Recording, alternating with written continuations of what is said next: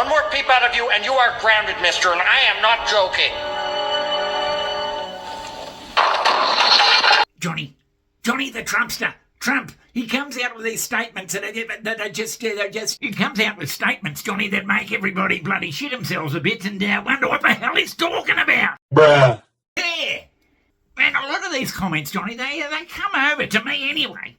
Yes, as it would with someone sitting around a campfire and they're sort of having a bit of a talk and sort of thinking out loud, you know, it'd be good if this happened or we did that or whatever. Oh, yes.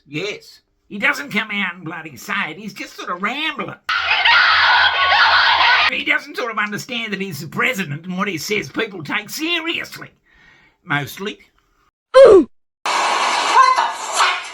Yeah. And one of the bloody statements he made recently, Johnny, was this one. I'd like Jordan to take people. You're talking about probably 1.5 million people, and we just clean out that whole thing. Gaza. Oh, Jesus, yeah. Speaking on Air Force One, he said, "You are talking about probably 1.5 million people, and we just clean out that whole thing. You know, over the centuries, it's had many, many conflicts, that site, and I don't know, something has to happen." Oh, Jesus, yeah, well, now... He said this could be long-term, or it could be temporary, but Gaza was literally a demolition site, and Arab nations should build housing in a different location for its people. Now, his comments have been greeted with horror by the United Nations, by Arab countries, and the Palestinian National Authority. But the point is, Johnny, I don't think he's all that wrong.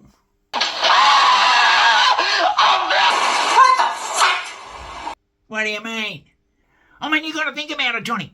You got all these people coming back, they're all streaming back the Palestinians because But Johnny, there's a ceasefire, so they can come back and rebuild their lives, and there's this bloody 6-week ceasefire, if it lasts that long.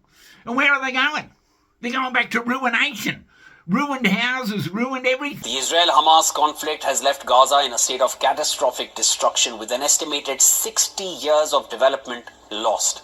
Nearly 2/3 of the region's buildings have been damaged or completely they've been destroyed, amounting to an overwhelming 42 million tons of rubble.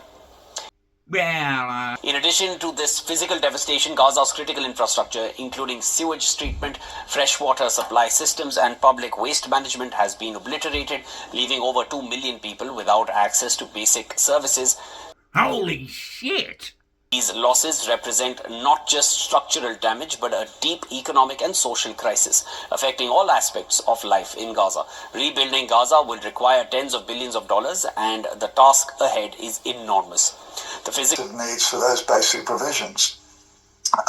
They're saying it's going to take 80 years. The UN said 80 years to rebuild the housing units. This is not just a matter of rebuilding homes and businesses. The entire economy has been shattered.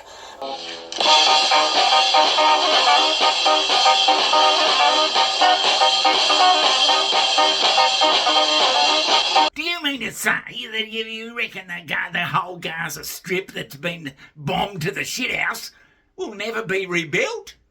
Well, who's going to do it, Johnny? Who's going to build it? Who's going to build all that stuff? But, Johnny, these people coming back.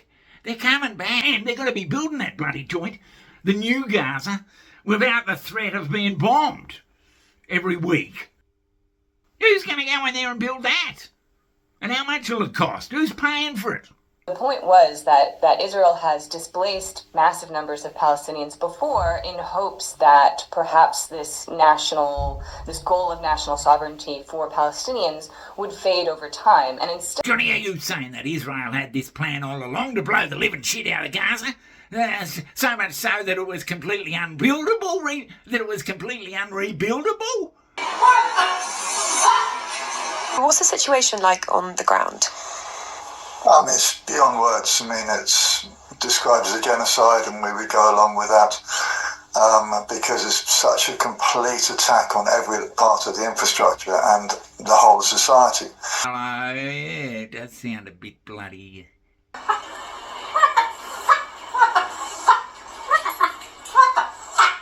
Well, now you mention it would be expensive to rebuild the whole Gaza Strip. What do you want me to do, draw you a picture? Well, who is going to pay for it? The Gazian government? I don't think so. We don't know. Right. Israel has not yet officially responded to Trump's suggestions. However, sources say an Israeli official has called the proposal, quote, not a slip of the tongue, but rather a part of a much broader move coordinated with Israel. For City News, I'm Carling Donahue. So realistically, Gaza's bloody, it's stuffed. Yeah, stuffed. And I think that was the plan of Israel, or one of the plans, one of the scenarios that Israel was working towards. That was the plan. That's why they were blowing the shit out of everything. So it can never be, who's going to rebuild it? Who's going to pay for it? How long's it going to take? And you reckon you're going to get bloody 20 years of Israel not bombing the shit out of them again? I don't reckon you'll get 20 months, 20 weeks. And 2 years' time they'll be blowing the shit out of them again, you reckon? And they'll just keep doing that till there is nowhere to bloody live and they'll have to be taken by some other country. Is that what you're saying? The idea of them coming back as some sort of a big city with Israel just being friendly with them and trading with them, it's not gonna happen. What the